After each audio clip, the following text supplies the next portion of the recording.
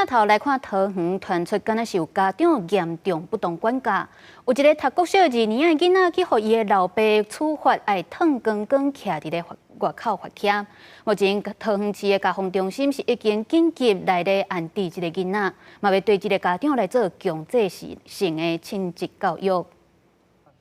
这个读小学2年的查甫囡仔规身躯无穿衫，对楼顶来，社区的警卫赶紧提衫回满。有厝边讲，定定看到这个查甫囡仔被处罚，真要伫社区1楼吵声心惊，还佫伫咧厝顶发徛饲网啊，几多遍通报113家防中心，拢查无具体的事情，只好找议员到3工。小孩好像都会被骂、被打这样子，叫他在下面写心经这样子。没必要这样子吧？小朋友不乖，正常打骂可能也是稍微。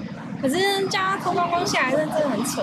包含了长时间的罚跪，被叫去顶楼喂蚊子，孩子的身上偶尔会有一些不明的伤痕，长期是有一餐没一餐的。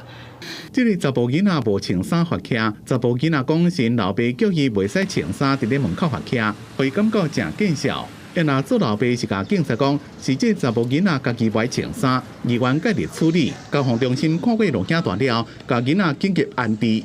那后续的部分，我们会评估这个男童这个身心受创的状况，来连结相关的一个辅导资源。那就男童这个不当对待这个部分，我们会将采取强制性亲子教育。交防中心讲，社工几多遍去学校也有出来访视，查甫囡仔身躯顶并无伤痕。有甲这个查甫囡仔老爸讲相关法律的规定，但是这边查甫囡仔互老爸罚无穿衫，该赶出门叫伊罚徛，而且伊面顶头也有乌青。 已经甲这个查甫囡仔紧急安置，并且就囡仔老爸不当对待行为，采取爱接受强制性亲职教育。